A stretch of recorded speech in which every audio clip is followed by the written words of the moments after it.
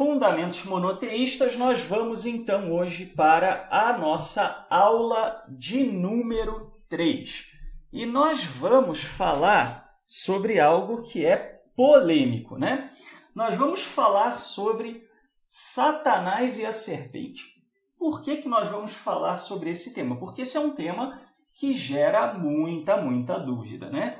Bom, e os meus comentários já começam aí nessa imagem, né? Eu peguei uma imagem aqui e vocês podem perceber por essa imagem que ela está muito de acordo com a maneira como as pessoas vislumbram o que é chamado por aí de mundo espiritual, né? As pessoas vislumbram mais ou menos isso, né? Um baita de um anjão com uma espada, né? E diversos outros anjos por aí, né? Se degladiando, né? Vocês estão me ouvindo bem? É só o Vladimir que está com problema ou o áudio está ok? Ah, então tá bom. Então, Vladimir, sugiro você tentar o telefone, tá? Sugiro você tentar ligar, se tiver ruim aí para você, tá? Bom, eu até reiniciei aqui o áudio um pouquinho para ver se melhora, né? Mas, de fato, né, não tem muito mais aí o que eu possa fazer, né? Bom, então, pessoal, a ideia que as pessoas têm é muito isso aqui, né? Então, você pega aqui anjos de um lado, né, demônios de outro, ou vice-versa, né? Um baita anjão aí com uma asa, né, e uma espada. Bom, tem alguns problemas com essa imagem, né? Bom, primeiramente, né, por que um anjo no mundo espiritual vai ter asa? Uma vez que asa é algo que é utilizado para quê? Para dar sustentação aerodinâmica para as aves. As aves usam o bater das asas para poder, vamos dizer, utilizando a própria resistência do ar, se manter no ar, certo? Então, para que um anjo vai ter asa? Essa é a primeira coisa. Segundo, né? Por que um anjo vai ter uma espada? Por que espada, né? Quer dizer que a gente está mais evoluído, né? Assim, os anjos têm espada e a gente já está na bazuca, né? Assim, nós já estamos na metralhadora semiautomática, no fuzil, né? Manda um anjo desse para uma favela do Rio de Janeiro. O bicho vai ficar parecendo um queijo suíço de tanto buraco que ele vai, de bala que ele vai levar antes dele levantar a espada, certo? Né? Com fuzil AR-15, essas coisas. Então, né? Por que se fala de anjo usando espada, né? O ser humano já está na bazuca, no fuzil, na bomba atômica, e o anjo está lá na Idade Média, né? Lutando igual cavaleiros de Idade Média. Então aqui a gente já começa a suspeitar que existe algo de estranho nesse tipo de registro, tá? Bom, como é que a gente vai entender, então, essa questão de queda dos anjos ou batalha espiritual à luz do monoteísmo, seja ele judaico ou noaico? Bom, e a primeira coisa que a gente precisa ter em mente é o seguinte: qual é a definição, quais são as definições com relação a monoteísmo e outras definições, tá? Então, vocês provavelmente conhecem a definição de monoteísmo e a definição de politeísmo, né? Poli significa muitos, né? Significa vários. E mono significa um, certo? Muito bem. Então, quando a gente fala de theos, o que é theos no grego? É uma divindade, tá? Quando você fala monotheos, né, é uma divindade. Então, o monoteísmo, embora monoteísmo não seja um termo bíblico, você não vai encontrar o termo bíblico, é um termo teológico. O termo monoteísmo você não encontra na Bíblia. O que é o monoteísmo? É a crença em uma única divindade que tenha poder sobre nós. O monoteísmo não admite a crença em semidivindades ou em divindades menores. Ok? Bom, e o que na realidade acontece é que a maioria das pessoas que supõem ser monoteístas, lembrando, né? Monotheos, mono, um, theos, divindade. Na verdade, é monólatra. Né? O que é monólatra? Se você lembrar de idolatria, certo? Né? Você vai entender que monólatra é aquela pessoa que adora uma única divindade, mas crê noutras divindades menores que podem ou não, de acordo, né, com a...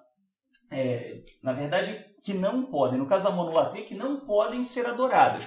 Tá? Então tem uma diferença entre o monoteísta e o monólatra. Tá? De novo, nem monoteísta nem monólatra são termos bíblicos. Nenhum dos dois você vai encontrar na Bíblia. São termos teológicos. Tá? Então, monoteísmo é uma única divindade. Tá?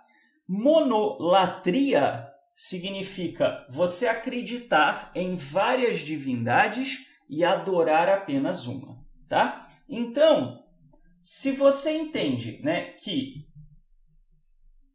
Deixa eu só voltar aqui. Vamos lá. Se você entende que monoteísmo é igual a um só theos, né, que é divindade, então ele não admite a crença em anjos como seres autônomos. Tá? Porque se você acredita em anjo como ser autônomo, você está dizendo que existe um ser com poderes sobre a humanidade, portanto, um ser divino que tem poder sobre a vida do ser humano. Então, isso não é monoteísmo, é monolatria. Também não admite a presença de divindades ou semidivindades opositoras. Tá? Porque se você acredita que existe um ser opositor, você não cabe mais dentro do monoteísmo. O monoteísmo é uma só divindade. Se há uma divindade opositora, seja ela tão poderosa quanto a divindade maior ou menos poderosa, você já cai na monolatria. Não é idolatria, não confundam, tá? Não estamos falando de ídolo. Estamos falando de quantas divindades a pessoa percebe. Tá? Da mesma forma, você tem a questão dos mediadores divinos. Tá? Então, isso aqui não é igual a monoteísmo. Tá? O que isso seria é monolatria. Aí vem a grande dúvida. A Bíblia é monoteísta ou a Bíblia é monólatra? Percebe? É uma dúvida, né? O que vocês acham? A Bíblia é monoteísta ou monólatra? Essa é uma boa pergunta. Como que fica agora? Será que é monoteísta? Será, Marialba? Será, Patrícia? Será, Felipe? Será, Moisés? Carol? E aí? Como que fica? Bom, lembrando, né, pessoal? Esse é um curso de monoteísmo judaico ou noaico, né? Então, nós não estamos falando de cristianismo, nós não estamos falando de Islã, nós não estamos falando de budismo, né? Estamos falando especificamente do judaísmo / monoteísmo judaico, né? Monoteísmo noaico, tá? Então, aí vem essa questão. A Bíblia hebraica, o Tanar, é monoteísta e não monólatra. Como que a gente sabe disso? Porque o profeta Isaías, num dado momento, houve uma grande, vamos dizer assim, um grande relacionamento entre os persas e os judeus. Para que a gente se recorde, O povo judeu, o reino do sul, o reino de Judá, quer dizer, a tribo de Judá mais a tribo de Benjamim, mais israelitas de outras tribos que ali estavam, foram levados cativos para a Babilônia na época do exílio, tá certo? E aí o que aconteceu? A Babilônia foi tomada pela Pérsia, pelo Império Persa. Então, a Babilônia caiu, ruiu, foi destruída, certo? Muito bem. Os persas, eles eram, na verdade, dualistas. Tá? Até hoje, a religião persa, que é persa na origem, que chama-se zoroastrismo, é uma religião dualista. Tá? Eles acreditam da seguinte maneira, que existe uma divindade boa que criou tudo perfeito. E aí veio uma divindade ruim e esculhambou com a criação. Tá? Então, quando nós olhamos para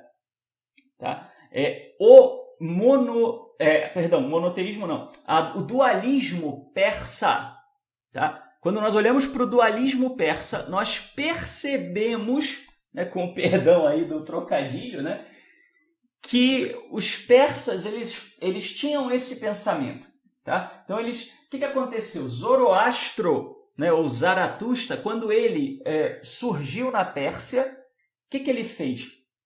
Ele não pegou o paganismo persa e negou, como por exemplo Maomé fez na Arábia. Ele pegou o paganismo persa e transformou numa fé dualista. Tá? Então o zoroastrismo persa, ele é vamos dizer assim, ele é uma religião fundamentalmente dualista. Tá? A Vitória fala uma coisa interessante. Em parte do Tanar, ele, né, na verdade seria o Tanar, parece ser monólatra, pois trata Elohim como maior do que os demais Elos, né, que ela falou, né, os demais Elim, né, que seriam os poderes. E ela está coberta de razão, a Vitória tem razão. Em vários momentos no Tanar, parece que ele vai na direção da monolatria. Por exemplo, quando o Eterno diz que ele vai exercer juízo sobre os deuses do Egito. Então, se você tomar partes do Tanar fora do contexto, tá certo? Do todo, se você não olhar o Tanar como todo, mas sim como partes, você pode ficar com essa impressão. Mas quando a gente olha para o todo, você vê um esforço do Tanar, principalmente na passagem de Isaías 45, que vai na direção do monoteísmo. Tá? Marialba, perceba o seguinte, anjo, a gente vai falar de anjo, não nesta aula especificamente, tá? Mas se você imaginar o anjo como um ser dotado de livre-arbítrio e que pode fazer o bem ou o mal à humanidade, segundo o livre-arbítrio que esse anjo tem, você cai na monolatria. Tá? Você pode não cair no politeísmo, né? Ou na enolatria. Né? A enolatria ela é um pouquinho diferente da monolatria. A enolatria é quando você adora uma divindade como sendo superior a todas, mas você dá alguma adoração a algumas outras. Por exemplo, muita gente considera o catolicismo como uma monolatria. Tá? Então, assim, se nós entendermos os anjos como seres com livre-arbítrio, não é mais monoteísmo, passa a ser monolatria. Tá? Então, vamos ver o que foi dito pelo profeta Isaías para os persas, né? Para aquela realidade de um dualismo persa. Tá? Ele diz o seguinte, eu sou o Eterno e não há outro. Fora de mim não há Elohim. Nós vamos ver o que é Elohim.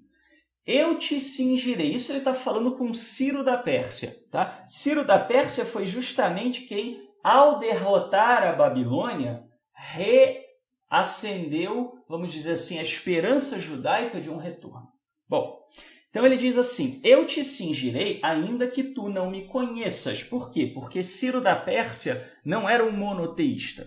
Para que saiba que desde o nascente do sol e desde o poente, que fora de mim não há outro.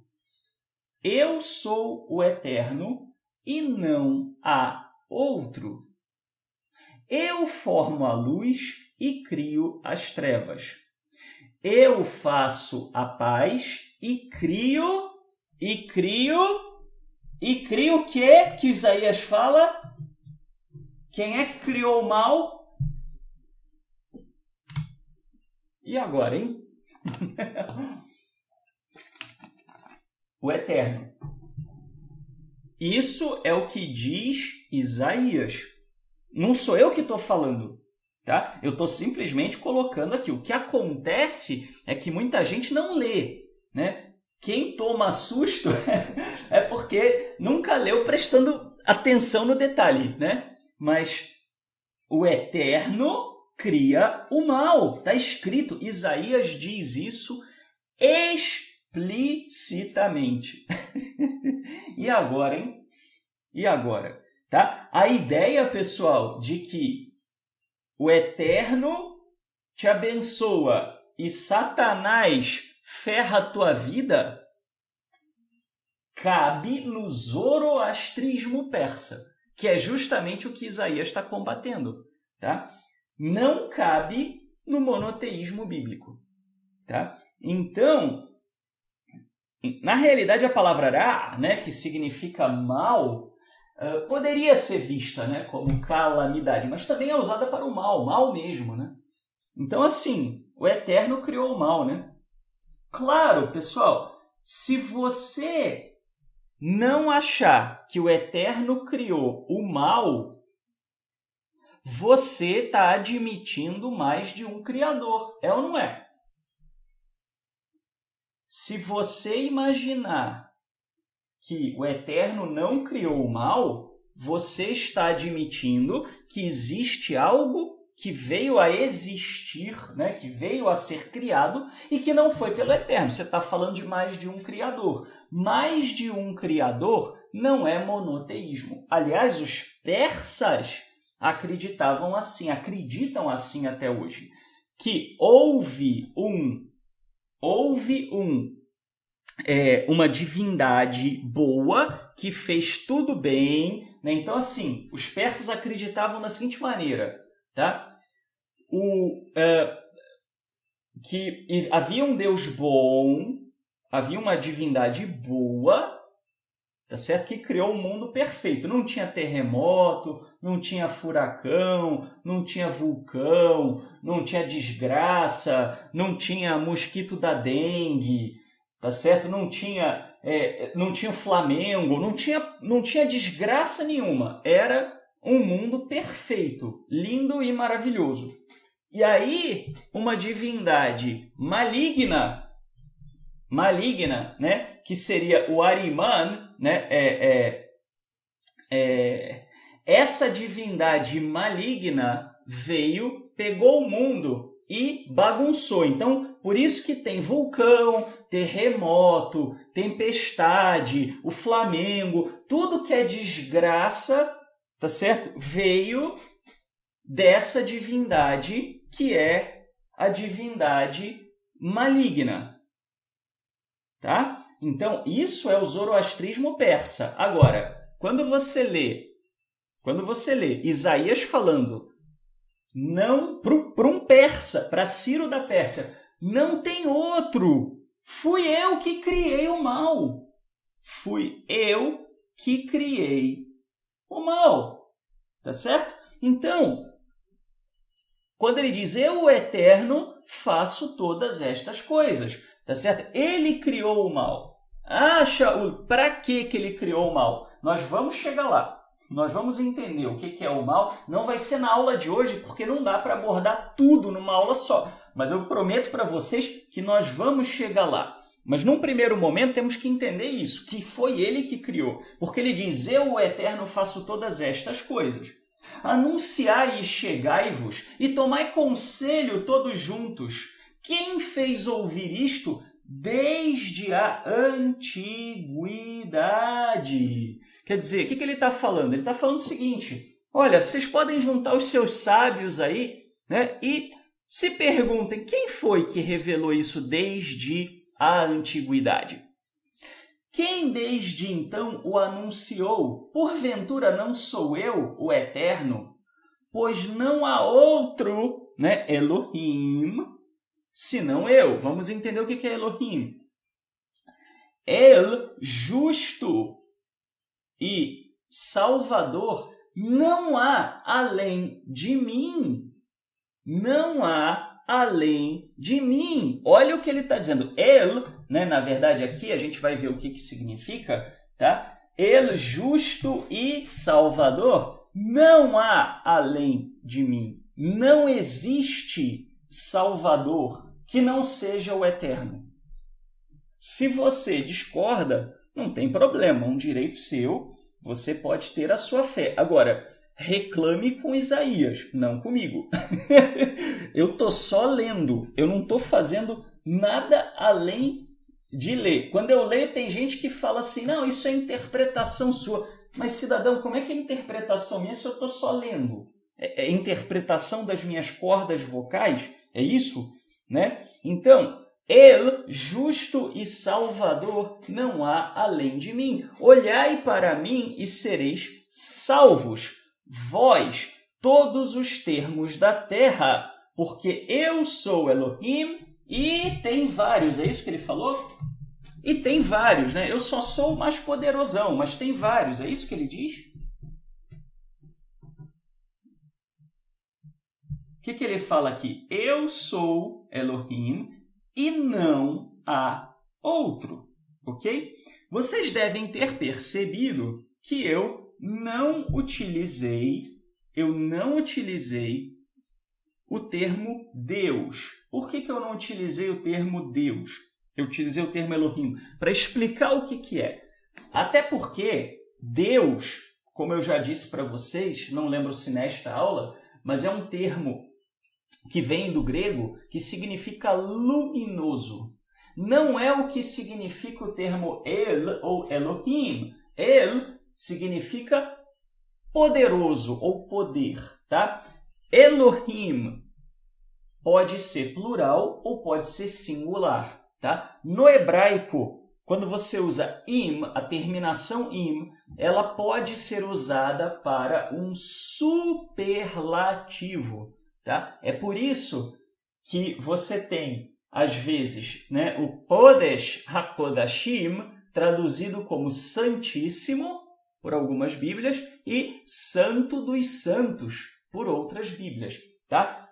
Literalmente é o Santíssimo, né? Mas também você poderia traduzir Santo dos Santos, porque é assim que funciona no hebraico. Quando você quer dizer que algo é o máximo, você usa im, tá? Por exemplo, você tem, né, um salmo que diz Rodu la Adonai ha-Adonim, tá? O que significa isso? Louve ao Senhor dos Senhores. O que é o Senhor dos Senhores?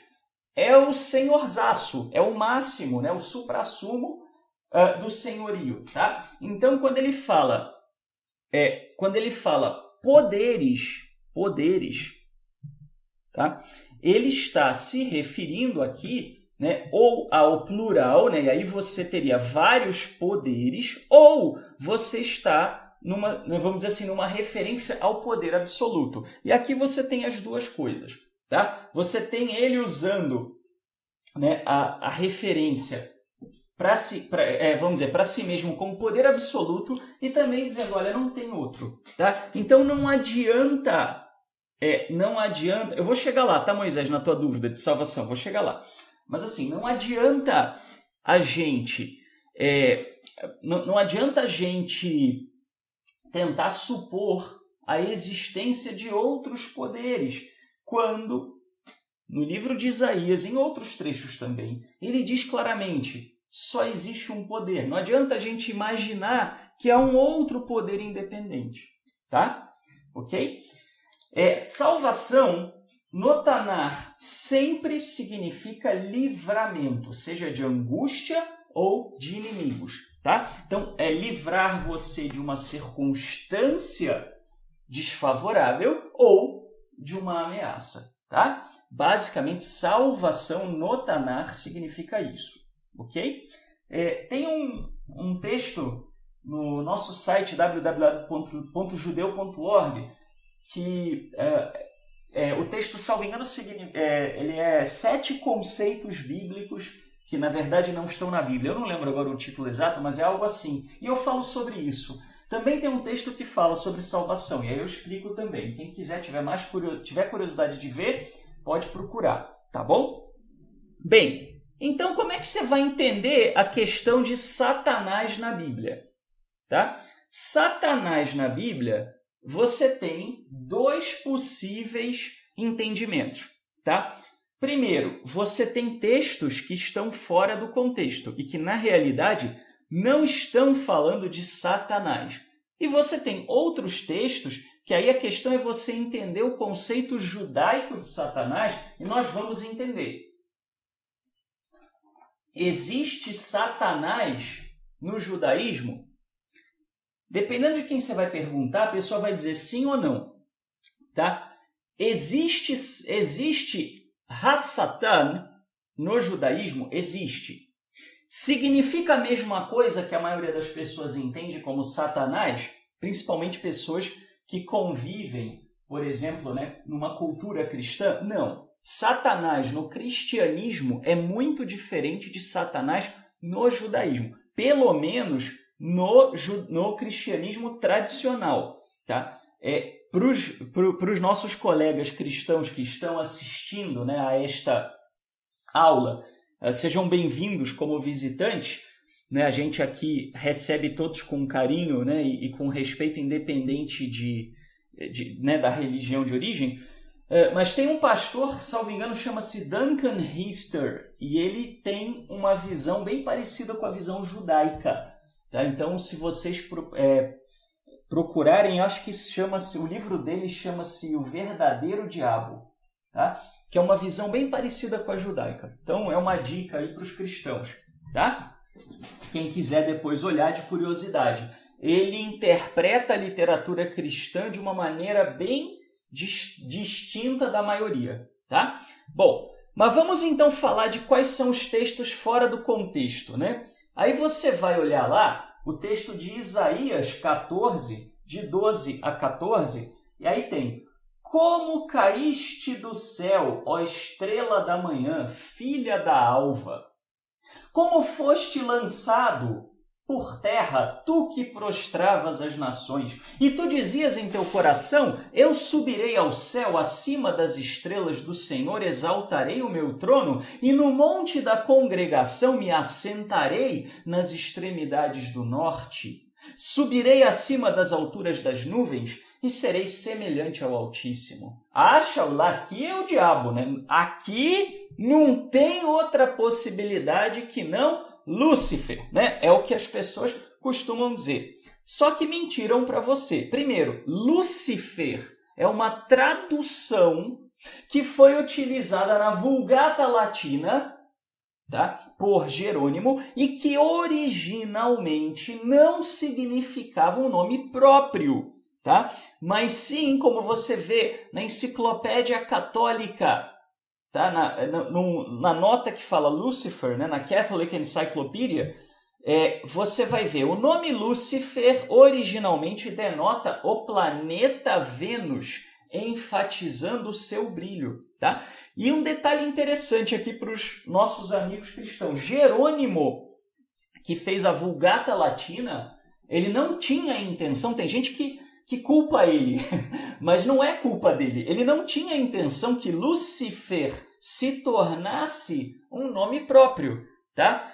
Tanto é verdade que em textos cristãos, se referindo a Jesus, e Jerônimo era um cristão, ele usa também o termo Lúcifer. Seria um problema gravíssimo se Jerônimo tivesse tido a intenção de falar do nome próprio do diabo. Ele estaria cometendo uma heresia, né, que ele iria para a fogueira se ele falasse um negócio desse. Tá? Então, pessoal, na realidade, o termo Lúcifer, né, ele é utilizado, né, vamos dizer assim, para o termo hebraico Helel, que significaria luminoso, brilhante, né? Helel ben Shahar, literalmente, tá? O brilhante filho da manhã, né? Ou filho da alva, tá? Aqui, na verdade, ele traduz como estrela. A palavra estrela, Kohav,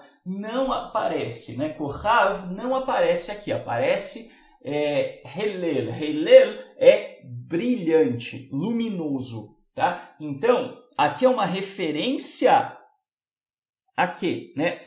O planeta Vênus. Porque o planeta Vênus era conhecido na antiguidade como a estrela d'alva, né? A estrela da manhã. Tá? Então era a estrela mais brilhante no céu, próximo ali da manhã, que os antigos achavam que era uma estrela e na verdade não é uma estrela.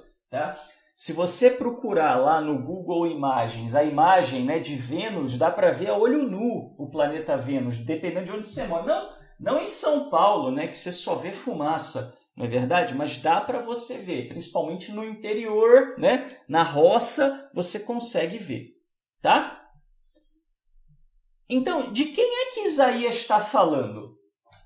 É só você ler o contexto de Isaías. É só você lembrar que Isaías não começa no 12 a 14. Isaías começa muito antes, tá? No 4 a 6 do mesmo capítulo, você vai ter: então proferirás esta parábola. É por isso que ele está falando de subir aos céus, exaltar o trono. É uma metáfora linguística para falar do quê? Da arrogância do rei da Babilônia. Que rei era esse? Nabucodonosor. Ok? Bom, então, dirás esta palavra contra o rei da Babilônia. E dirás: como já cessou o opressor, como já cessou a cidade dourada. Qual era a cidade dourada? Era a Babilônia. Já quebrantou o Senhor o bastão dos ímpios. Bastão aqui, né, tem a ver com o quê? Com guerra, é o cetro do comandante militar, tá? E o cetro dos dominadores, né? Paralelismo sinônimo, né?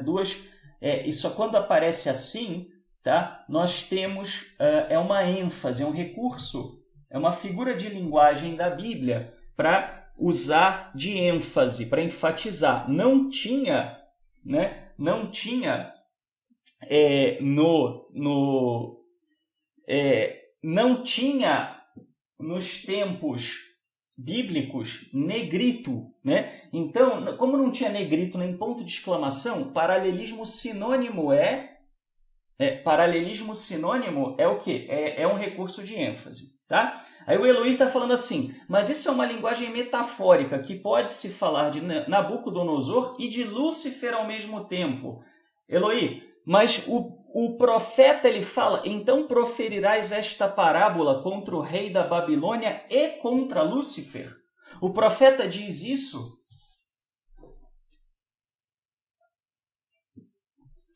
Não, né? Então, veja, se a gente disser que isso é uma parábola contra o rei da Babilônia e contra Lúcifer, nós estamos dizendo aqui que o profeta disse uma coisa que ele não disse, tá? Então a gente tem que tomar muito cuidado com isso, tá? Aquele que feria aos povos, certo? Porque a Babilônia foi dominadora. A Babilônia feriu os povos, inclusive o povo judeu, né? Com furor, com golpes incessantes, e que com ira dominava sobre as nações. O Império Babilônio dominou as nações da Mesopotâmia. Agora é perseguido sem que alguém possa impedir. Do que ele está falando aqui? Tá? E do que ele está falando, né, com relação à queda do céu. Ok? Muito bem, o que ele está dizendo aqui? Ele está se referindo ao fato de que a Babilônia era a nação mais poderosa, Nabucodonosor era o rei mais poderoso, era arrogante, achava que ele era, né, o rei da cocada preta, Kasher, e a profecia de Isaías diz o seguinte: você vai cair do cavalo, a Babilônia será destruída, haverá alguém que irá destruir a Babilônia. Ou seja, é uma profecia sobre a queda. E se você ler o restante do livro de Isaías, você pode perceber que todo o contexto de Isaías, inclusive Isaías 45, que a gente acabou de falar, é uma referência ao quê? Ao cativeiro babilônio e depois a dominação persa em cima da Babilônia, portanto a queda da Babilônia e o retorno do povo judeu à terra, certo? Tá? Então esse é o contexto que a gente encontra nas Escrituras. Para que nós disséssemos que há uma revelação de uma queda de um anjo, a gente precisaria de um contexto que falasse disso. Senão, vira adivinhação, né? Eu poderia dizer o seguinte, não, pode ser uma parábola contra o rei da Babilônia e contra a Dilma, que a Dilma vai cair, né? Se eu for por essa linha, percebe? Não tem fim, né? Eu posso dizer, não, isso aí é uma profecia contra a Babilônia e contra os Estados Unidos, porque as torres gêmeas caíram. Não tem fim. Percebe, Eloy? O perigo, o problema? Se eu não tenho nada no contexto que me indique alguma coisa, se eu começar a ter essas conclusões, não tem fim, né? Percebe? Né? Então, essa é a grande questão, esse é o problema. Tá? Então, aqui a gente percebe claramente, né, que não há uma referência a uma divindade maligna. Tá? Muitos exegetas, os bons exegetas cristãos admitem isso. Tá? Eu quero deixar claro, não há necessariamente uma controvérsia entre o judaísmo e o cristianismo. Os bons exegetas cristãos dizem que é loucura, né, associar Isaías 14 ou Ezequiel 28, nós vamos ver por quê, a uma divindade caída. Isso é dito dentro do próprio cristianismo. Quem dirá no judaísmo? Né? Mas não é um ponto de divergência. Apenas existe uma tendência muito grande, vamos dizer assim, de versículos serem utilizados para assustar as pessoas. Né? Então, pois exato, né? Assim, muitos dizem, não, isso é uma outra interpretação. Tá, mas é outra interpretação baseada em quê? Teria que ter um fundamento, né? E a gente não pode inserir palavras na boca do profeta, né? E isso é muito importante da gente ter em mente, né? E eu digo isso não como uma crítica a qualquer religião, né? Isso é um princípio da boa exegese, e você vê no meio judaico também pessoas pegando um texto e tirando de contexto, né? E a gente não pode fazer isso, né? Bom, então vamos lá. Olha o segundo aqui, ó. Ezequiel. Bom, a Marialba está fazendo uma pergunta interessante aqui. A Pérsia não era uma nação pagã e o rei da Pérsia tinha uma missão de Deus no coração? Sim, Marialba, mas o Eterno utilizou das nações em vários momentos, né? Para quê? Para várias coisas, né? Para, por exemplo, punir Israel, inclusive, né? Pela falta de fidelidade de Israel. Então, isso é normal, né? O fato de uma pessoa não ser monoteísta ou adoradora do Eterno não significa que o Eterno não possa usar as ações dela para uma finalidade maior, né? Na verdade, muito pelo contrário, o Eterno está no controle de todas as coisas, né? Bom, Ezequiel, sim, né? Ciro, inclusive, é chamado de Mashiach, né? De Messias, de ungido, né? Porque o termo Messias significa ungido, né? E várias pessoas eram ungidas na Bíblia, os sacerdotes, os profetas, os reis, né? Então, Ciro era um ungido, né? Nesse sentido, né? Ele era um escolhido do Eterno para uma missão, né? Para uma função. Bom, vamos lá. Vamos ler Ezequiel 28, 12 a 19, né? Eu já até coloquei o 12 a 19, porque tem gente que começa, né, começa bem longe, né? Começa aqui já, né? Aliás, começa bem longe, não, já, só tira a primeira parte, né? Olha só, olha o que diz aqui. Deixa eu até ver se eu consigo aumentar um pouquinho aqui. Bom, filho do homem, levanta uma lamentação sobre quem? Sobre o diabo? Não, né? Sobre quem? Aqui, ó, em vermelho, gritante, né? Sobre o rei de Tiro. E dize-te, assim diz o Senhor Eterno, tu eras o selo da perfeição, cheio de sabedoria e perfeito em formosura. Por quê? Porque a cidade de Tiro era importantíssima. Vai buscar, se você for buscar informações históricas sobre Tiro, você vai ver isso. Tiro floresceu muito, era uma cidade portuária, que tinha muito do comércio ali e se tornou uma região muito rica. Estiveste no Éden, jardim do Senhor. Ah, Shaul, aqui é a serpente, né? Não é isso que ele está falando. Isso é uma linguagem figurativa. O que está falando aqui? Que Tiro estava numa boa, né? Estava ali no bem bom. É isso que ele está dizendo. Estiveste no bem bom, né? Você estava ali, né? Você estava ali à beira da piscina, né? Só de boa. Basicamente é isso que ele está dizendo. Cobrias-te de toda a pedra preciosa, a cornalina, o topázio, o ônix, a crisólita, o berilo, o jaspe, a safira, a granada, a esmeralda e o ouro, né? Gente, isso não é literal, né? Assim, isso aqui está falando das riquezas de Tiro, né?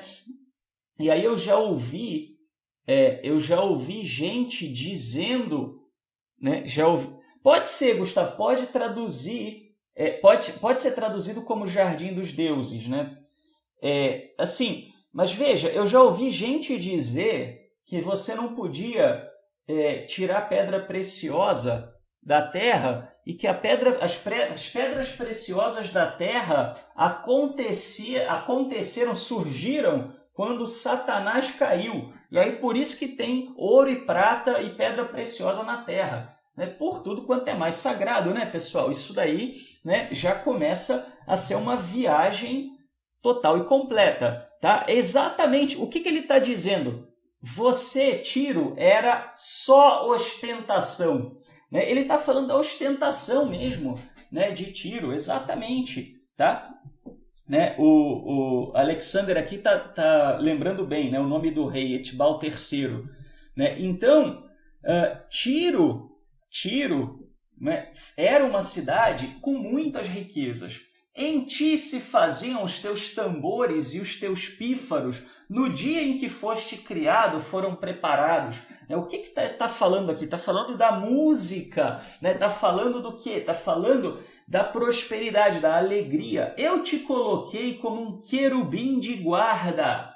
Estiveste sobre o monte santo do Senhor. Andaste no meio das pedras afogueadas. Ah, Shaul, agora é o diabo. Não, pera lá, calma. Tá? Vamos devagar com a louça aqui. O que é um queruv? Um queruv literalmente significa um próximo. Tá? Então está dizendo, quando ele fala querubim da guarda, quem eram os guardas de um rei? Eram aqueles que ficavam do lado. Tá certo? Então, quando você vê uma pessoa famosa, quem que está do lado? É o guarda-costas. Tá? Então, é como se ele estivesse dizendo, olha, você era tão importante que você estava do meu lado aqui. Você era um guarda-costas. Agora eu pergunto, o Eterno precisa de guarda-costas? Você vai guardar o Eterno contra o quê? Né? Bom, perfeito eras nos teus caminhos desde o dia em que foste criado, até que em ti se achou a iniquidade. Ou seja, O que ele está falando? Tiro, foi você que escolheu pisar na bola. O que está acontecendo com você é fruto das suas próprias ações. Pela abundância do teu comércio, o teu coração se encheu de violência e pecaste. Tá? Então, comércio aqui, pessoal, você já viu o diabo negociar, né? O diabo estabeleceu lá uma banquinha na 23 de março, no camelódromo, para vender coisa? Óbvio que não, né? Evidentemente, isso aqui não é comércio de divindade. Isso aqui é o comércio de Tiro. Tiro era uma cidade que vivia do comércio. Eles compravam e vendiam, ok? Eles compravam e vendiam de mercadores. Eles estavam à beira do mar, certo? Bom, e aí diz o quê? Diz o seguinte, pelo que te lancei profanado para fora do monte do Senhor. Exatamente pelo que eu falei agora, Eloir. Ele está perguntando por que chamar o rei de Tiro de querubim. O queruv no hebraico, tá? O que é querubim? Né? Querubim, na verdade, nem é uma boa tradução. Né? Queruv significa próximo. Tá? Então, queruv era aquele que estava do lado ali. Tá? Quem é que estava do lado dos reis na cultura semita? Eram as pessoas mais importantes. A guarda real era extremamente importante e prestigiosa. Percebeu? O que ele está dizendo? O que ele está dizendo é que Tiro era a cidade mais importante da região. O rei de Tiro era uma figura de grandíssima importância. E isso a gente sabe realmente por informações históricas, ok? A linguagem dos profetas, ela é uma linguagem pitoresca. Quando o Eterno fala, quebrei, né, os seus arcos e flechas, né, para uma nação, não quer dizer que literalmente, né, foi lá e quebrou o arco dos arqueiros. Quer dizer o quê? Que o exército foi derrotado, entende? Tá? Então a gente precisa entender o contexto aqui, né? A gente precisa ler o contexto. Elevou-se o teu coração por causa da tua formosura, corrompeste a tua sabedoria por causa do teu resplendor. Ou seja, Tiro se achou o bambambam, né? A cidade de Tiro, o rei de Tiro se achou o máximo. Por terra te lancei, diante dos reis te pus para que te contemplem. Tá? O que aconteceu? O rei de Tiro foi subjugado perante os outros reis humanos. Isso nunca aconteceu com nenhum diabo, né, pessoal? Com nenhum demônio. Pela multidão das tuas iniquidades, na injustiça do teu comércio, profanaste os teus santuários. Tá? Profanar, né? Profano e santo tem a ver com distinção. Né? Santo é algo que é separado, que é destacado. Profano é algo que é comum, né? Algo que é corriqueiro. Bom, eu, pois, fiz sair do meio de ti um fogo que te consumiu a ti. O Eterno auto-incendiou o diabo, né? E te tornei cinza sobre a terra, à vista de todos os que te contemplavam. Olha o problema, tá? Olha o problema, Tiro foi destruído. Se a gente achar que aqui é o diabo, então está dizendo que o diabo foi destruído lá, certo? Todos os que te conhecem entre os povos estão espantados de ti. Chegaste a um fim horrível e não mais existirás para todo sempre. Tiro acabou. A cidade de Tiro nunca mais foi a mesma. Acabou. Ele arrasou com Tiro. Tá? Então, de quem que ele está falando? Né? Não é uma referência a uma divindade, né? ou um demônio, nada disso. Tá? Ele está falando do rei de Tiro. Ele disse, né? Ele não falou, levanta um lamento sobre o diabo. Não, levanta um lamento sobre Satanás. Levanta um lamento sobre o rei de Tiro. Não há nenhuma razão para a gente supor que quando ele diz rei de Tiro, ele não está querendo dizer rei de Tiro, certo? E realmente essa profecia se cumpriu quando nós tivemos, em 605 antes da Era Comum, Nabucodonosor tomou a cidade de Tiro e arrebentou com Tiro. Depois veio a Pérsia, Tiro nunca mais foi o mesmo. Ok? Então, essas duas passagens, Isaías 14 e Ezequiel 28, não se referem a nenhuma queda. Basta ler o contexto. É só terminar de ler. É só ficar no que o texto diz sem inventar acréscimo. Só isso. Certo? Nós vamos falar de anjo, tá, Emanuel? Em breve. Não hoje, tá? Mas a gente vai falar de anjo sim. Tá bom? Então, como é que é Satã na Bíblia judaica, né? Na Bíblia hebraica? Vamos ver, tá? Outra mentira que contaram para você e você não sabia, tá? Infelizmente, pessoal, às vezes, quando a gente não conhece o hebraico, tá? A gente fica à mercê de mentiras. A gente fica à mercê de ideias equivocadas, tá? E isso é complicado, tá? Olha o problema. Mentiram para você. O termo Satã não significa Satanás. Não é um nome próprio, tá? Na verdade, Satanás vem do aramaico Sataná. Por quê? Porque no aramaico, o termo A no final, né, que normalmente é uma terminação na letra Aleph, é um artigo definido. Então, por exemplo, se eu digo o Messias, no hebraico, Hamashiach, tá? No aramaico eu vou dizer Meshiha, tá? Meshiha é o equivalente aramaico de Hamashiach. Então, Sataná, no aramaico, é o equivalente a Ha-Satan, no hebraico, tá? Ok? Muito bem, então vem daí, né, a ideia de Satanás, né? Ok? Mas não significa mais do que simplesmente adversário, tá?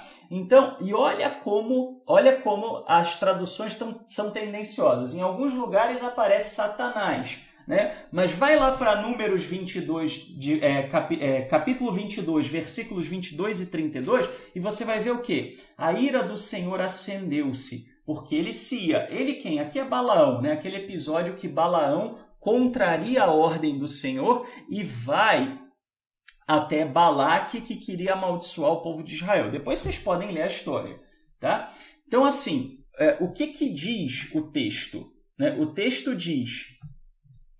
e a ira do Senhor acendeu-se, né, porque ele ia. E o anjo do Eterno pôs-se no caminho por adversário. No hebraico está dito literalmente le Satan, ou seja, aqui está chamando, né, de Satã, de adversário. E ele ia caminhando montado na sua jumenta e 2 de seus servos com ele.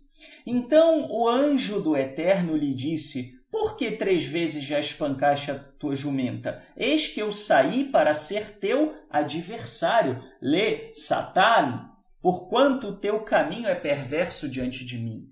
Então, olha só, o anjo do Eterno é chamado de Satã. Só que o anjo do Eterno, nesse contexto aqui, não é mal. É só você ler a passagem, tá? É só você ler o contexto. Quando você lê o contexto desta passagem, você percebe que o anjo do Eterno era bom e quem foi mal foi Balaão. Tanto que Balaão foi morto. Balaão acaba essa história morto. Tá certo? Então, o anjo do Eterno aqui não é um anjo mau, mas ele é chamado de Satã. Por quê? Porque a palavra Satã significa simplesmente adversário. Só isso, tá? Então aqui o anjo do Eterno se colocou como adversário de Balaão. Para quê? Para não deixar Balaão seguir adiante. Percebe o problema? Tá? Muito bem. Aí nós temos em 1 Samuel 29, de 2 a 4. Tá? Os príncipes dos filisteus iam à frente com suas tropas divididas em companhias de 100 e de 1000 homens. Davi e sua gente caminhavam na retaguarda com Aquis. os chefes dos filisteus disseram: quem são esses hebreus? É Davi, respondeu Aquis, servo de Saul, rei de Israel, que está em minha companhia há muitos dias e mesmo há muitos anos. Nada tenho a censurar-lhe desde o dia em que se refugiou junto de mim até hoje. Porém, os príncipes dos filisteus muito se indignaram contra ele. E disseram-lhe os príncipes dos filisteus: faze voltar este homem para que torne ao lugar que tu o puseste e não desça conosco à batalha, para que não se torne nosso adversário, le Satan, na batalha. Pois, com que poderia este agradar o seu senhor? Porventura não seria com as cabeças destes homens? Então, o que os filisteus estão dizendo? Os filisteus estavam morrendo de medo que Davi subisse numa guerra junto com os filisteus. Era uma época que Shaul já estava perseguindo Davi. E aí os filisteus falam: aqui você está louco? Você vai chamar aqui Davi para lutar no nosso meio? Ele vai matar a gente para agradar o rei Saul, para voltar às graças do rei Saul. Ele vai ser nosso adversário. Então os filisteus chamaram Davi de Satã. E olha o problema quando você traduz Satã como Satanás. Tem uma passagem em Crônicas, que diz que um Satã incitou Davi a contar o povo. E a mesma passagem no livro de Reis diz que o Eterno incitou Davi a contar o povo. E aí, foi o Eterno ou foi Satanás? Se você traduzir como Satanás, você insere uma contradição na Bíblia. Agora, se você entender que Satã é um adversário, e você entender que o Eterno incitou Davi através de um adversário político de Davi, aí não há contradição nenhuma. Tá certo? Então, cuidado. Às vezes, as pessoas acham que é contradição, quando na realidade é um problema de tradução. Ok? Bom, mas a Bíblia, em 2 ocasiões, ela chama um determinado ser de Ha-Satan. Tá? Ha-Satan, aí sim, é o adversário. Então, há uma figura na Bíblia chamada de o adversário. E essa figura, ela aparece 2 vezes na Bíblia judaica. Numa delas, em Jó 1, Jó capítulo 1, de 6 a 12, nós temos: e num dia em que os filhos do Senhor vieram apresentar-se perante o Eterno, veio também o adversário, Ha-Satan, entre eles. Então o Eterno disse ao adversário: de onde vens? E o adversário respondeu o Eterno e disse: de rodear a terra e passear por ela. E aí começa a história do livro de Jó. Se você olhar para o livro de Jó, você vai perceber 2 coisas. Primeiro, esse ser, ele faz oposição ao Eterno ou a Jó? A quem que ele se opõe? Quem que ele aflige? É ao Eterno ou é a Jó? É a Jó. Então ele se coloca como um adversário de Jó e não como um adversário do Criador dos céus e da terra. Tá? Outro detalhe, no final do livro, se você pegar lá o final do livro, tá? Os amigos de Jó são repreendidos. E o Eterno fala até para Jó, rezar por eles, orar por eles, para que eles fossem perdoados. Tá? Mas não aparece nenhuma punição a esse adversário. E aí? Por que ele não é punido? Será que ele é um inimigo do Eterno ou ele está fazendo apenas a função dele, para a qual ele foi criado? Muito bem. Segure esta conclusão aqui por hora. Vamos olhar o próximo texto. E ele mostrou-me o sumo sacerdote Josué, o qual estava diante do anjo do Senhor, né, do anjo do Eterno. E o adversário, né, aí o hebraico diz, o Hassatan, estava à sua mão direita para se lhe opor. Mas o Eterno disse ao adversário, o Eterno te repreenda, ó adversário. Sim, o Eterno que escolheu Jerusalém te repreenda. Não é este um carvão tirado do fogo? Ou seja, aqui é uma visão, tá, pessoal? Isso é uma visão profética. Não é necessariamente algo literal, tá? Nessa visão, o adversário pensa num tribunal, tá? Pensa num tribunal, num advogado de defesa e um advogado de acusação. Quem é o réu nessa visão aqui? É o Eterno que está em julgamento? Quem é o réu?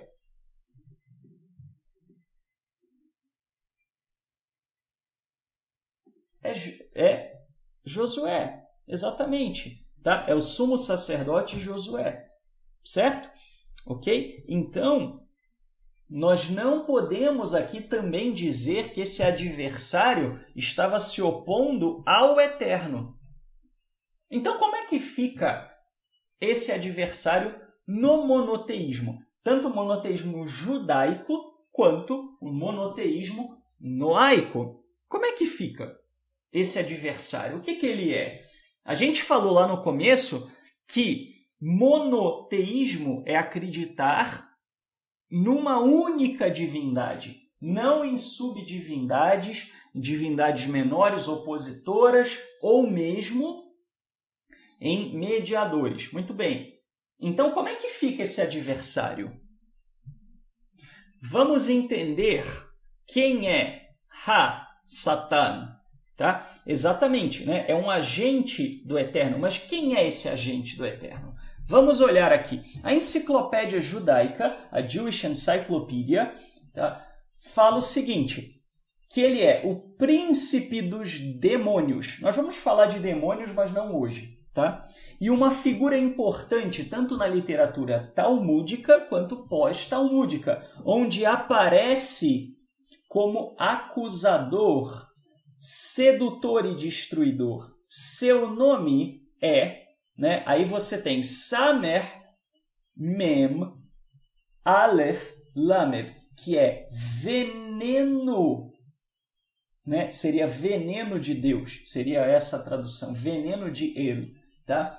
Uma vez que ele é idêntico ao anjo da morte, que fere o homem com uma gota de veneno, tá? Então, assim, veja, a enciclopédia judaica chama ele de Samael, né, que é veneno de El, chama de adversário e chama de anjo da morte, ok? Então, quem é esse ser? Que é veneno de El, adversário e anjo da morte. E adversário de quem? Muito bem. Esse adversário, ele também aparece na literatura judaica associado à serpente do Éden, tá? Maimônides, no Guia dos Perplexos, livro 2, que é uma obra filosófica de Maimônides, um dos maiores, se não o maior, filósofo e exegeta jurídico do povo de Israel, além de médico, né? Maimônides era médico também, tá? Então, Maimônides, no Guia dos Perplexos, no Moreh Nevuchim, tá? Livro 2, capítulo 29, ele diz: a serpente tinha um cavaleiro, esse cavaleiro era Samael. E isso é um dito dos nossos sábios. Os nossos sábios dizem que a serpente, ela tinha um cavaleiro. Esse cavaleiro era Samael, ok? Então, que a serpente agiu por influência, né? A gente poderia dizer assim, de Samael. E quem é Samael? Vamos ver. Samael é o nome geralmente atribuído por nossos sábios a Satã. Então, Samael e Satã é a mesma coisa. Assim, eles dizem em diversos lugares que Satã desejou seduzir a Abraão a pecar. Então, pera lá, Satã não pode ser o pecado, porque o pecado não seduz alguém a pecar. como alegoria, isso contém uma sabedoria maravilhosa. Então, Maimônides, já tem gente chegando, né? Maimônides diz que tudo isso é uma alegoria, é um simbolismo poético. Está cheio de simbolismo poético na Bíblia. Era parte da cultura semita escrever em linguagem poética. Ah, Shaul, como é que eu sei isso? Só olhando o hebraico, tá? Agora, Satã, Samael, anjo da morte e serpente. Tudo isso é a mesma coisa. E que coisa é essa? Que coisa é essa que é chamada de Satã, de Samael, de anjo da morte e de serpente, tá? Que usa todas essas alegorias, tá? Exatamente. Maimônides vai explicar, tá? É a inclinação ao mal ou a má inclinação, tá? Então Maimônides explica assim: assim é dito no Talmud, Satã, a inclinação ao mal, Yeser Hara, e o anjo da morte são a mesma coisa. Olha só o que ele está dizendo, tá? Satã, a inclinação ao mal e o anjo da morte são a mesma coisa. A sua inclinação ao mal é um ser. A sua inclinação ao mal, o seu desejo de fazer o mal é um ser? Então tá todo mundo possuído, né? A humanidade inteira tá possuída. Então esse bicho é Deus, né? Porque se ele possuiu 7 bilhões de pessoas, fora os que já morreram, né? Não tem para ninguém, né? Então assim, vejam, não tá tudo dominado. Não pode ser um ser, percebe? Não pode ser um ser. A inclinação ao mal não é um ente, não é um ser vivo, tá? Olha o que ele vai dizer. Aqui vemos tudo o que foi mencionado por nós de forma tão estimada que nenhuma pessoa inteligente irá duvidar disso. Ou seja, Maimônides, com muita delicadeza, né? Com a delicadeza do revoar dos hipopótamos, né? Tá chamando de burro quem acha que Satã, né? Quem acha conhecendo o judaísmo, tá? Não é todo mundo, obviamente, né? Quem acha que os sábios judeus estão falando de um ser, porque eles disseram explicitamente, tá? Então, mas não sou eu, tá, que estou falando, isso é Maimônides. Não matem o mensageiro, porque não gostaram da mensagem. Vamos lá. Assim nos foi mostrado que uma mesma coisa é designada por 3 termos diferentes e que as ações atribuídas a esses 3 são, na realidade, as ações do mesmo agente. Ah, Shaul, mas então para que 3 termos? Sei lá, por recurso poético. Tá? Por que os filhos de Israel são chamados de filhos de Jacó? Por que Israel é chamado de Yeshurun? Por que Israel é chamado, tá certo? De filhos de Abraão e assim por diante, tá? Então, assim, por que Jerusalém é chamada de Sião? Por que Jerusalém é chamada de Shalem? Por que Jerusalém é chamada de a cidade sagrada? Ok? Então, são figuras de linguagem para uma mesma coisa, tá? Exatamente, a falha de caráter é a inclinação para o mal. Perfeito, Marialba, perfeito. O que é a inclinação ao mal, né? O Igor fez uma pergunta interessante. Jó é literal? Olha, Igor, você encontra todo tipo de opinião no meio judaico, tá? Com relação a se Jó existiu ou não. Tá? Há quem diga que Jó é um personagem fictício e há quem diga que Jó existiu. Agora, ninguém tem dúvida que o livro de Jó é poético. Por quê? Porque ele é escrito em linguagem poética. Tá? Então, a tradição judaica diz que Jó foi traduzido por Moisés, que é uma obra, outra, talvez até uma obra de algum midianita, com a qual Moisés teria tomado contato e que foi traduzido. Ela é escrita em uma linguagem muito arcaica. Tá? Então, Jó, Kleber, com certeza é um texto figurativo. Como é que a gente sabe disso? Porque o hebraico em Jó é todo poético. E normalmente um tipo histórico de documento vai identificar para você aonde aconteceu, em que ano aconteceu. Por exemplo, no 3º ano do reinado de Nabucodonosor aconteceu isso, isso, isso. No 1º ano de Dario, na Pérsia, aconteceu isso, isso, isso. No 2º ano do rei Ezequias aconteceu isso, isso e isso em Jerusalém. Percebe? Os livros históricos são livros identificados. Quando é que aconteceu a história de Jó e aonde? É dito?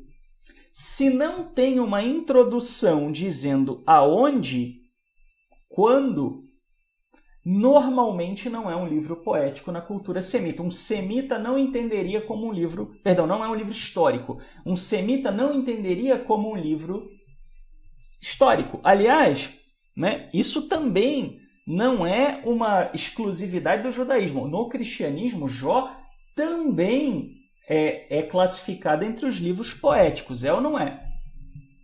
É ou não é? Os cristãos eles não dividem assim... Pentateuco, depois os livros históricos, e aí eles não chamam Jó, Salmos, Provérbios, Eclesiastes e Cantares de livros poéticos? E aí você tem os profetas maiores e os menores? Não é assim que os cristãos dividem a literatura do que para eles é o Antigo Testamento? Estou dizendo alguma bobagem, né? Aos cristãos que estão me ouvindo, estou dizendo alguma bobagem? Né? Então, vejam, né, não há discordância do judaísmo quanto ao cristianismo com relação ao status do livro de Jó como um livro poético. Tá? Não há nenhuma dúvida quanto a isso. Né? Não há nenhuma dúvida. Veja, Giza, existe uma diferença, tá? Você tem que tomar muito cuidado com isso. Tá? Assim, existe uma diferença entre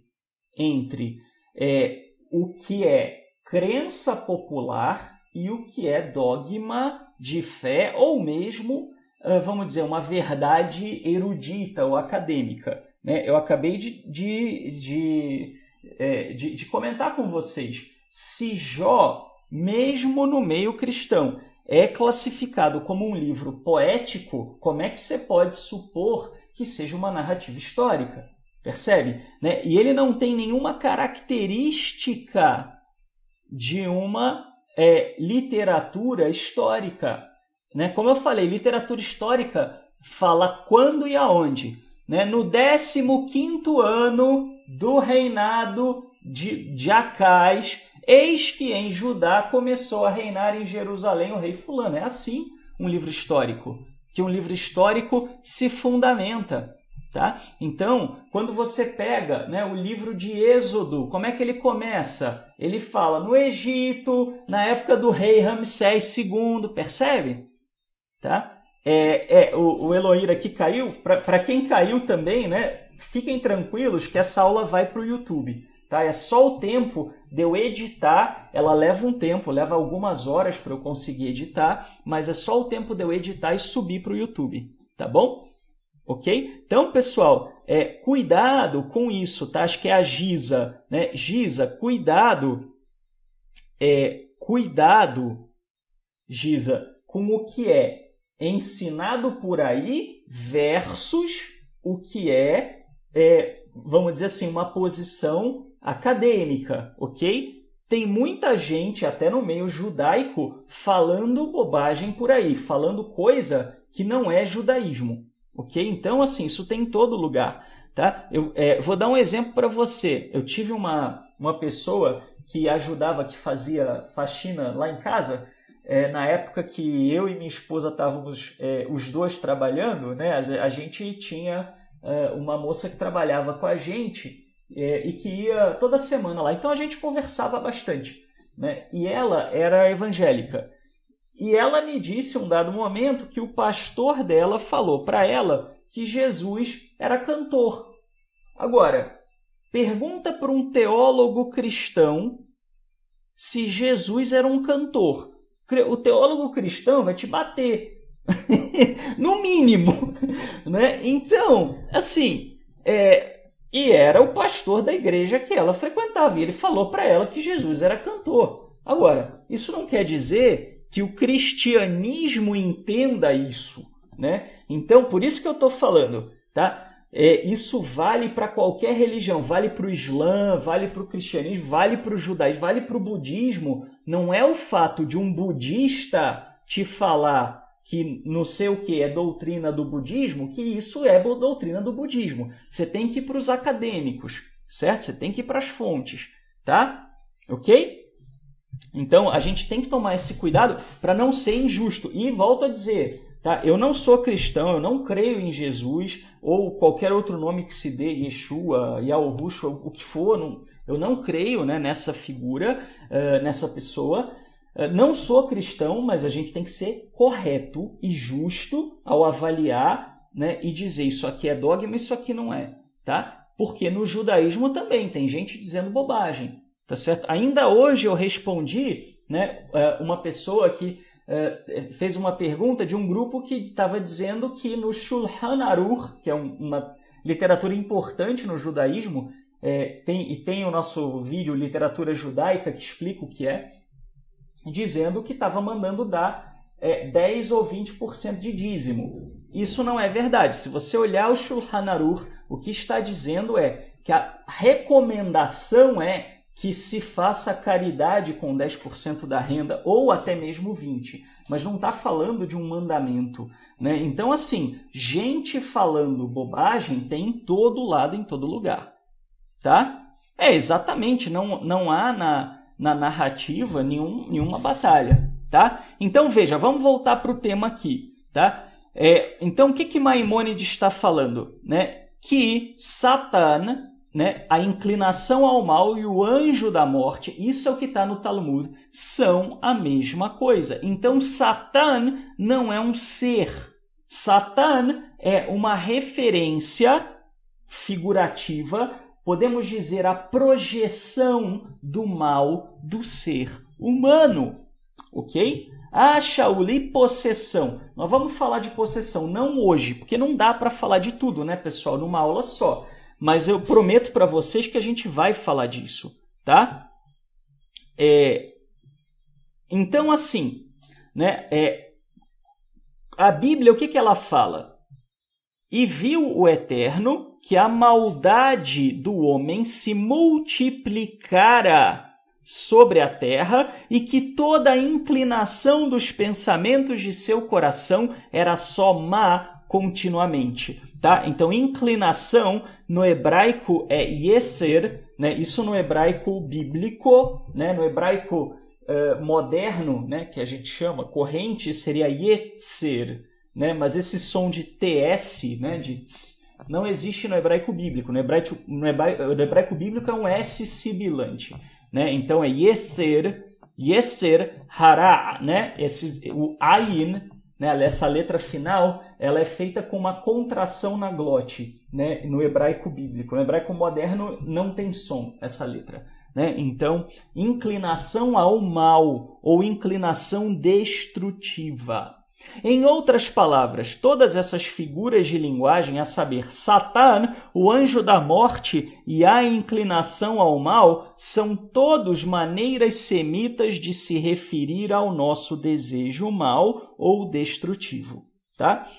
As suas perguntas, Moisés e Mariana, serão respondidas, se não na aula que vem, na próxima. Por quê que eu estou falando isso? Nós vamos falar sobre o mal e nós vamos falar também sobre anjos e demônios. Eu só não sei quantas aulas nós vamos levar Para conseguir falar de tudo. Pode ser que a gente consiga falar de tudo em 2 aulas, pode ser que a gente consiga falar de tudo em 1, ou pode ser que a gente consiga falar de tudo em 4. Eu não sei, tá? Então, assim, o que eu posso dizer para vocês é, nós vamos falar de tudo isso. Eu só não posso dizer quando, né? Porque eu não quero correr com os assuntos. Vocês viram aqui que são assuntos delicados, difíceis, tá? Vamos falar sobre tudo isso, tá? Então, por hora, o que a gente tem que entender é que isso é uma referência à inclinação ao mal. Ah, mas e a serpente? Tudo bem, Satã, o anjo da morte e inclinação ao mal. Aliás, antes de falar, né, da serpente, vamos falar do anjo da morte, né? Ah, Shaul, como entender, então, que no Êxodo o Eterno disse que o anjo da morte iria passar pelas casas dos egípcios e iria ferir os egípcios? O que a Torá quer dizer? Bom, eu acho que vocês não têm nenhuma dúvida que houve uma mortandade ali, uma praga de mortandade, né? Mas por que usar o termo anjo da morte? O que um semita entendia? Um semita entendia que o Eterno estava dizendo que o próprio mal, a malignidade dos egípcios é que trouxe a morte sobre eles, ok? A morte deles aconteceu pela sua própria iniquidade, tá? Mas nós vamos falar mais sobre isso quando falarmos da questão do mal, tá? Então, aí vamos falar da serpente agora, tá? Então, assim, observem a poesia semita. Eu falei para vocês, né, que vários textos são poéticos. E o texto do Gênesis, da criação, tá, é um texto poético. Isso é muito claro, né? Até, inclusive, Maimônides, ele diz isso, né? O Éden é figurativo. Do que o Éden é figurativo? Nós vamos chegar lá também, vamos falar disso. Por isso tem esse curso, né, pessoal? Para vocês entenderem. Não, Tiago, não, os hebreus não mataram os egípcios. Não, o Eterno feriu os egípcios com mortandade, né, com praga. Na nossa aula sobre a Paraxá, sobre a Bíblia, né, sobre os textos de Êxodo, a gente explica algumas teorias sobre como é que os egípcios morreram, mas não foram os hebreus que mataram, tá? Agora, vejam vocês, é o seguinte, quando a gente fala do Éden, alguém tem dúvida que o Éden é figurativo? Vocês já viram árvore mágica que você come e vive para sempre, ou que você come e adquire conhecimento? Vocês já viram espada flamejante que anda pelo meio de um jardim para impedir que o ser humano volte? Ou cobra que fala, cobra que anda? Ou será que isso é uma figura de linguagem, né, pessoal? Então, né, vamos lá. Vou mostrar para vocês um pouco da poesia semita. Tá? O Gênesis é todo poético. Ele é escrito numa linguagem que ela faz assim, né? Ela forma uma estrutura chamada quiasma. Tá? A gente no momento adequado pode falar disso, tá? Mas veja, Gustavo, existe poesia que fala de São Paulo? Existe poesia que fala do Brasil? Aliás, o que diz, né? O que diz o hino nacional brasileiro? Ouviram do Ipiranga as margens, né? Então, assim, o que está falando, né? Que se ouviu, né, as margens do Ipiranga. Está falando o quê? Da independência, né? Que ocorreu às margens do Ipiranga, certo? Mas, né, quando você vê, né, em teu seio, ó liberdade, isso é poético. Liberdade não tem peito, né? Liberdade não é uma mulher com seios, né? Então, veja, o fato de você ter uma referência geográfica não faz de um relato menos poético, certo? Né? Aliás, os salmos são poéticos e falam de Israel, e falam de Jerusalém, e falam dos rios da Babilônia, não é verdade? Bom, agora vejam vocês aqui o trocadilho, tá? Para você entender o Jardim do Éden, tem que olhar o hebraico. É bem difícil de entender sem isso, porque tem muito trocadilho, tá? Então, assim, ó, por exemplo, Gênesis 2, de 25 até 3:1. E ambos estavam nus. A palavra usada no hebraico para nu é arumim, né? E esse esse sufixo aqui, im, né? O yud e o mem é plural. Então o singular seria arum, tá? Então é dito que eles estavam nus. E se eu fosse falar nu, seria arum, ok? O homem e a sua mulher estavam nus e não se envergonhavam. Olha o que vai falar no versículo seguinte. Ora, a serpente era o mais astuto de todos os animais do campo. O que é, né, astuto no hebraico? É arum, é a mesma palavra, tá? A mesma palavra. Olha o trocadilho aqui, ó, tá? Isso não é por acaso, né, pessoal? Vocês acham que alguma vírgula, né, algum elemento, né, da Bíblia, bom, vírgula não tem no hebraico, né, mas vamos dizer, alguma letra na Torá não é totalmente de propósito, né? Então, por que a serpente e a nudez são descritos com a mesma palavra, né? Nós vamos ver. Então, a serpente diz... né? O que? Diz a mulher, né? É assim que Elohim disse, não comereis de toda árvore do jardim? Né? Então, o que a serpente faz? A serpente tenta a mulher. Nós somos tentados pelo quê? Né? Eu vou dizer para vocês pelo que eu, Shaul, sou tentado. Né? Eu tô de dieta, né? Porque eu andei engordando, comendo demais, tá certo? Aí tem aquela vozinha dentro de mim que fala assim, Shaul, só um chocolatinho, só um pãozinho, né? Só um pãozinho de queijo. Pão de queijo, não sei se vocês sabem, mas é mais calórico do que muito sanduíche, né? Do McDonald's, assim, é muito calórico o pão de queijo, né? Só um copinho de Coca-Cola, né? Tem a vozinha do meu estômago, né, que fica falando isso, né? Então a gente é tentado, né, pela nossa própria carne, tá? Então, e por que então falar que o ser humano, né, estava nu e usar essa mesma palavra para serpente, né? O nu, né, o que quer dizer? O que a Bíblia está dizendo? Se você quer encontrar um culpado para sua condição, ó homem, olhe para si mesmo, despido de todos os seus pretextos. A serpente astuta é você mesmo desnudado.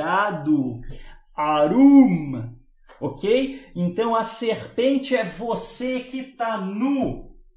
Ok? O que é que está nu? Não cobre, não põe pretexto. É você.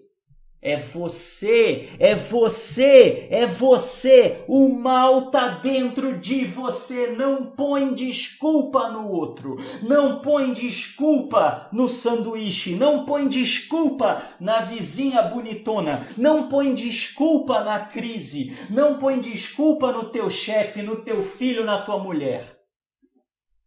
Se você peca, é por sua causa.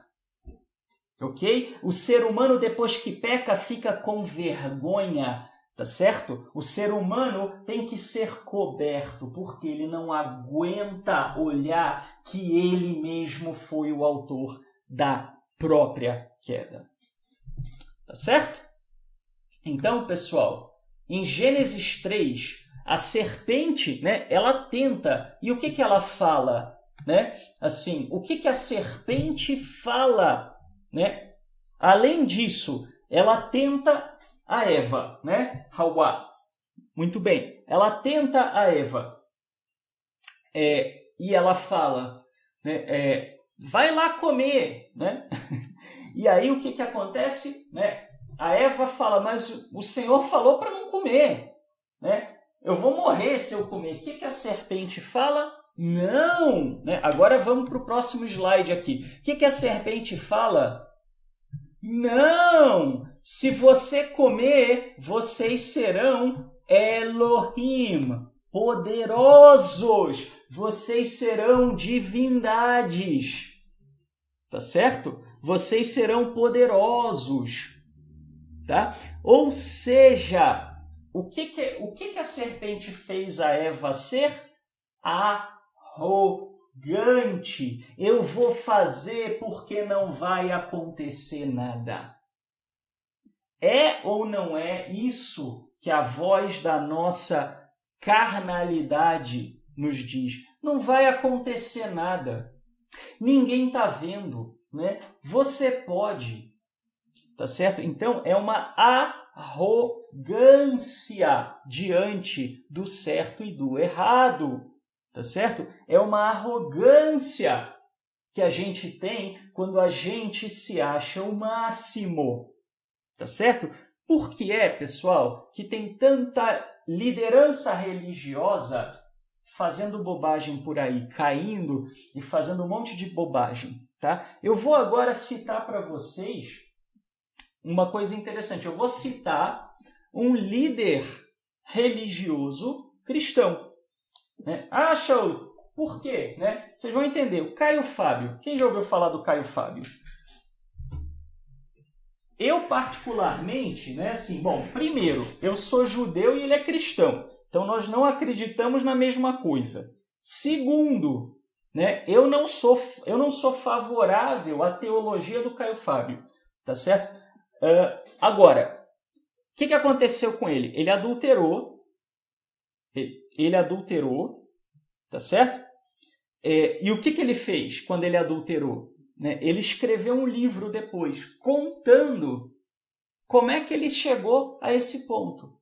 E uma coisa que ele fala é justamente isso, né? Assim, do quanto você está num lugar onde as pessoas te colocam muito para cima e você começa a se perceber acima do bem e do mal. Então ele fala da arrogância. Tá? O Henry Sobel, o rabino Henry Sobel, ele fala a mesma coisa. Ele falou do episódio das gravatas. Daí uma coisa que eu não sabia, tá? Mas que me falaram isso recentemente, né? No livro dele, ele fala que a história de que ele estava meio doidão com os remédios foi inventada para proteger a imagem dele. Esse homem foi e admitiu, tá certo? Então, aliás, eu digo para vocês, se antes eu tinha respeito por ele, né, eu me casei, não sei se vocês sabem, né, eu me casei na sinagoga do Henry Sobel. Né? Eu me casei lá, não com ele, porque quando eu me casei ele já estava, com uma certa idade, já estava afastado. Eu me casei com o Rabino Michel, né? Mas na mesma sinagoga, na Congregação Israelita Paulista, né? Então, assim, ele só subiu no meu conceito depois que ele admitiu isso. Porque tem que ser muito macho para admitir as suas fraquezas, as suas imperfeições e o seu pecado. Tem que ser macho pacas para chegar e fazer um livro e publicamente falar isso aqui foi pretexto. Ele podia ter deixado quieto, não podia? Podia ter se escondido atrás da história do remédio e podia ter ficado quieto. É ou não é? Ninguém ia falar nada. Ninguém ia dizer nada. Tá certo? Mas o que ele fez? Ele admitiu. Ele foi lá, ele foi homem. Ele falou, fui lá, eu fiz sim. Aquilo ali sou eu. Tá? Então, é a arrogância humana que precisa ser vencida. Né? É o orgulho. Aí teve alguém que falou o ego em um dado momento. Aí sim é o ego. Tá? Então, a serpente ela representa, sim, né, essa ideia, o ego, né, que sobe a cabeça do ser humano e o ser humano faz bobagem. Tá? Então, quem é Satã? Quem é a serpente? Aqui eu coloquei uma figura que representa é o ego não no sentido psicanalítico, tá? É o ego no sentido de egolatria, né? No sentido de orgulho, tá? Na psicanálise, ego tem outra função. Aliás, ego nem é uma boa tradução, né? Mas isso é outro tema, tá? Então, não é o ego na psicanálise, né? É o ego no sentido do orgulho mesmo, tá? Então, veja, esse livro, quem conhece esse livro? Esse livro que está aqui representado por essa imagem.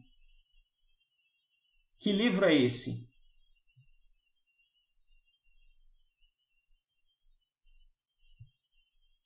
Alguém sabe que livro é esse? É o Retrato de Dorian Gray, exatamente, né? E qual é a história, né, do Retrato de Dorian Gray, né? Era um homem e ele tinha um retrato, né? E era um homem de uma aparência muito bem apessoada, né? Então o homem era um homem, vamos dizer assim, bonito, né? E aí, o que acontece com ele, né? À medida em que ele vai... bom, eu não vou contar muito da história, né? Mas vamos dizer assim, à medida em que a iniquidade vai fincando raiz dentro dele, o retrato dele vai ficando feio, né? É bem interessante, né? Então, quem quiser ler, né, vale a pena ler, tá? Então, assim, é uma metáfora, né? Para quê? Né? Uma metáfora para o fato de que a nossa imagem, ela pode ficar, né, vamos dizer assim, ela pode não ser aquilo que a gente realmente é, né? Eu falei sobre o Caio Fábio, ele falou isso, ele falou que você fica tão acima do bem e do mal, você é tão tratado como tão importante pelas pessoas, que você se julga acima das leis, acima, né, do fazer o bem ou não. Tudo que você faz é bom, entendeu? Tá? Então, assim, isso é o que eu quis dizer, né? Aliás, ele foi homem também, né? Ele também falou, né, com clareza. Não tenho nenhum apreço por ele enquanto teólogo, né? Até porque não é da minha religião, né? Mas é uma pessoa inteligente, isso é inegável, né? Mas, assim, ele falou, né? Ele falou isso, ele fala sobre essa coisa do ego, tá? Do narcisismo, né? Então, pessoal, isso, né, é uma coisa que a gente tem que tomar cuidado. Então, quem é a serpente? É o espelho, né? É você, a sua iniquidade é a serpente, tá? É a sua inclinação ao mal que você precisa vencer. Pare de ficar tentando combater o externo. Você quer fazer batalha espiritual? Você quer... Eu vou falar de possessão, claro, né? Mas você quer fazer batalha espiritual? Olhe para o seu próprio umbigo. Combata aquilo que são os seus impulsos que te lançam na direção do mal, para que você não seja dominado, tá? A batalha espiritual existe, mas ela está dentro de você. Ela não está fora, ela está dentro de você. Combata Satan dentro de você. Combata o adversário, Satan, dentro de você, porque é a tua inclinação ao mal. Ok? Então, se você fizer isso, você vai se elevar espiritualmente. Tá? A gente vai falar sobre a questão do desejo, do mal, o que é, né? Nós estamos só começando esse assunto, não vamos terminá-lo hoje, né? Mas a aula, né, a gente precisa concluir, então vamos falar aqui das metas alcançadas hoje. Tá? Não vão embora, vamos fazer um resumo aqui do que você aprendeu hoje. 8 coisas importantes. Primeiro, a diferença de monoteísmo para monolatria. Monoteísmo é a crença num único poder divino, monolatria é a adoração de uma única divindade, mesmo que se creia que haja outras. Segundo, o Eterno afirma que não há outro. Isso descarta a possibilidade de divindades menores, subdivindades ou de um inimigo cósmico. Tá? Isaías 45 não dá brecha para a existência de mais nada que não seja o próprio Eterno. Tá? Nada no sentido, né, de poderes autônomos, ok?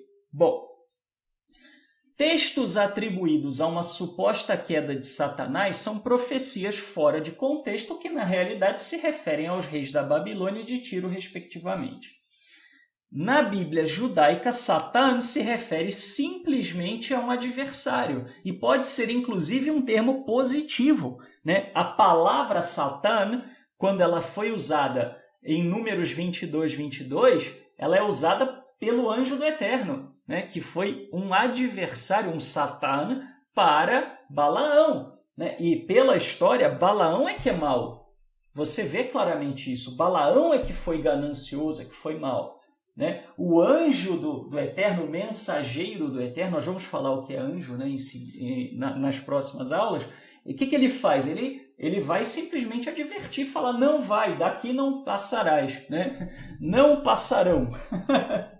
Bom, nas instâncias onde o termo o adversário é utilizado, Hassatan, né, na Bíblia judaica, no Tanar, ele faz oposição ao homem e não ao Eterno.